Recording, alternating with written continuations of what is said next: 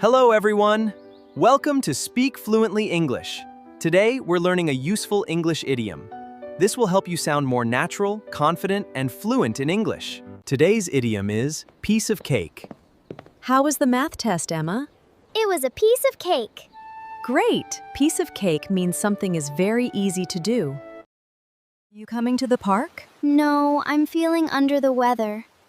Get some rest. Under the weather means feeling sick. Idiom is hit the books. What are you doing tonight? I have an exam tomorrow, so I'm hitting the books. Good idea. Hit the books means to study hard. Idiom is break a leg. I'm nervous about my performance. Don't worry. Break a leg. Thanks. Break a leg means good luck.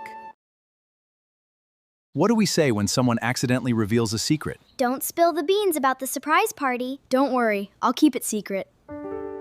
Spill the beans means reveal a secret.